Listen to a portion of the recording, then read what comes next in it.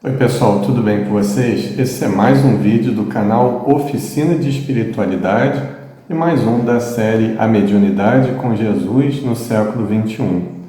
No vídeo anterior, conceituamos a mediunidade e tecemos algumas considerações gerais.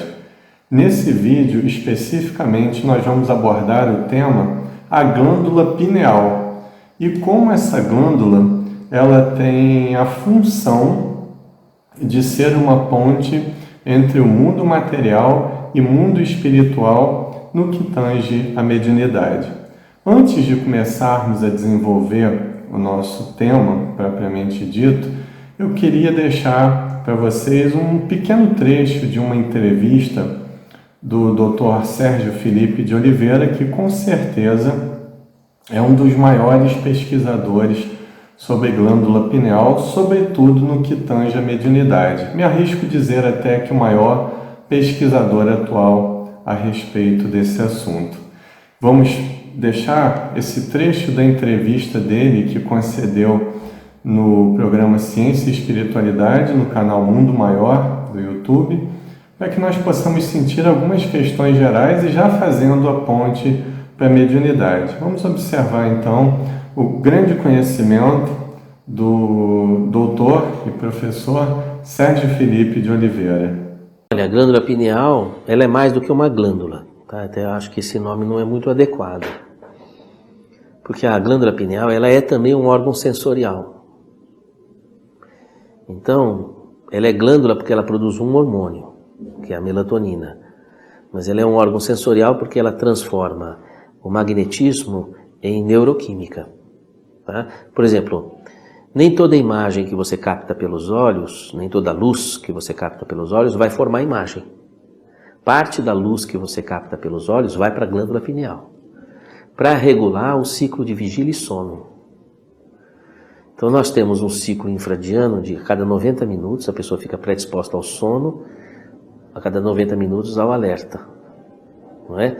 E depois tem o ritmo circadiano, 12 em 12 horas. Então quem coordena isso é a pineal. Então a pineal não é só uma glândula, ela é também um órgão sensorial. Fica no meio do cérebro, é o centro de massa do cérebro. Vamos dizer assim, fica, se você pudesse colocar o dedo aqui entre os olhos e aprofundasse o dedo até o meio do cérebro, ali você encontraria a glândula pineal. Não é? Então ela é o relógio do cérebro, além de ser uma glândula.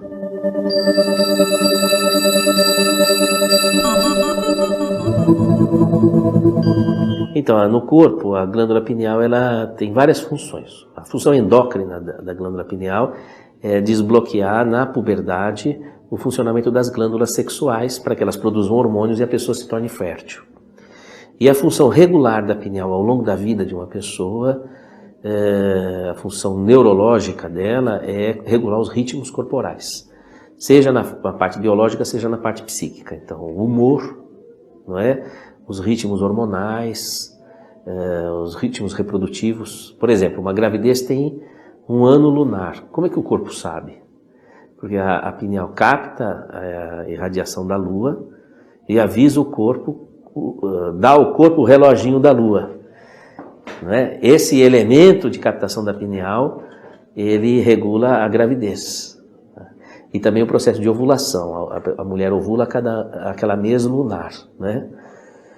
E o interessante é que essa capacidade da pineal de captar a interferência do Sol ou da Lua, também capta outras interferências,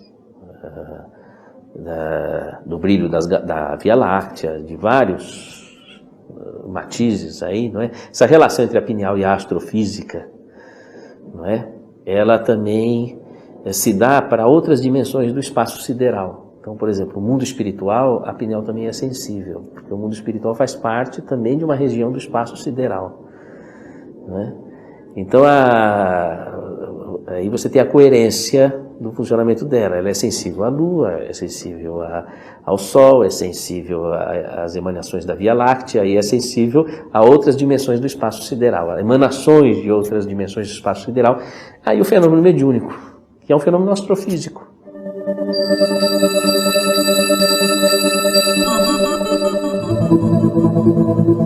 Pois está explicado, não é?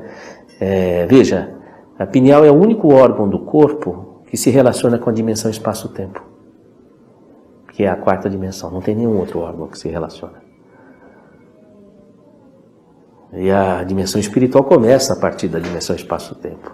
Então, depois dessa entrevista, parte dessa entrevista do Dr. Sérgio Felipe, nós vamos começar o nosso assunto, propriamente dito, com Allan Kardec, em O Livro dos Médiuns, nos itens 75 e 139, na qual ele fala da organicidade da faculdade mediúnica. Organicidade do médium, porque ela parte do mundo espiritual, porque a comunicação é feita de um espírito desencarnado. Mas o médium, para que perceba, para que tenha sensibilidade do pensamento ou das ações desse espírito desencarnado, ele tem que ter, sim, uma determinada configuração específica no seu corpo físico para que isso aconteça.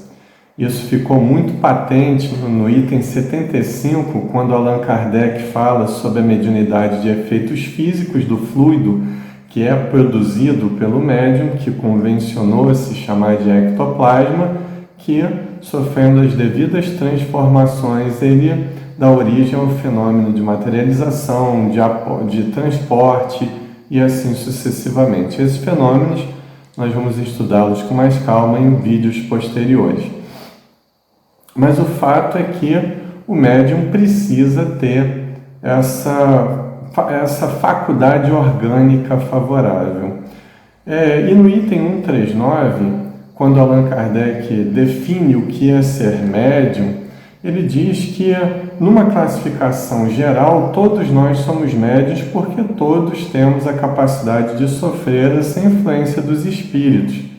Mas em poucas pessoas, e aí já especifica o conceito, ela se manifesta de forma ostensiva e depende, segundo Kardec no livro 139, com a informação dos espíritos, e depende de uma organização mais ou menos sensitiva. E é justamente isso que nós vamos defender nesse vídeo. A organização mais ou menos sensitiva, ela parte primordialmente da glândula pineal, através das funções que o Dr. Sérgio Felipe falou, e principalmente nessa transformação do magnetismo espiritual, por assim dizer, em neuroquímica, para que o fenômeno possa ser direcionado para o órgão competente a cada mediunidade. A fala, a escrita, a visão, a audição e etc. Partindo disso, partindo dessa conceituação da mediunidade como uma faculdade orgânica, nós adotamos também um conceito que eu acho muito interessante do grande pesquisador Canuto de Abreu, ou melhor, do grande pesquisador Carlos Juliano Torres Pastorino, que, aliás, todos dois, para mim, foram grandes pesquisadores. Então, Carlos Pastorino, no livro Técnicas da Mediunidade, ele fala que a glândula pineal, concordando com as pesquisas científicas do Dr. Sérgio Felipe e anteriores às pesquisas do próprio Sérgio Felipe, ele diz que essa glândula, além de ser uma ponte do mundo espiritual para o mundo material, o nosso mundo, ela é também uma ponte daquilo que nós podemos chamar do inconsciente para o consciente. Nas faculdades, ou melhor, nas comunicações que nós chamamos de anímica, pois parte do próprio material da memória espiritual do indivíduo, do médium, ela também tem uma função primordial em fazer com que essas vibrações, essas manifestações inconscientes, elas se modulem a tal ponto de serem reconhecidas pela consciência do próprio indivíduo que as está manifestando. Essa é a base do fenômeno chamado anímico, que também nós vamos estudar a fundo em vídeos posteriores. E Dr. Jorge André dos Santos, o grande psiquiatra, o grande espírita, com suas pesquisas interessantíssimas, e numa delas, no livro Parengênese, a Grande Lei, ele nos chama a atenção para uma grande realidade, porque muitos órgãos do corpo físico, eles tendem a se atrofiar por falta de uso dentro do processo evolutivo, biologicamente falando. Mas a glândula pineal é o contrário. A glândula pineal, segundo as pesquisas dele e de outros grandes pesquisadores, a glândula pineal ela só vem se aperfeiçoando, justamente porque o ser humano, tomando maior capacidade cognitiva e tomando maior capacidade psicológica, vamos dizer assim, moral ou espiritual, ele tende a necessitar de órgãos mais aperfeiçoados para manifestar essas suas próprias capacidades. E como a glândula pineal é o órgão de manifestação que faz a ponte entre os dois mundos, ela tende a se evoluir cada vez mais a fim de que ela possa captar de maneira mais fidedigna a complexidade que nós teremos no futuro da humanidade, né?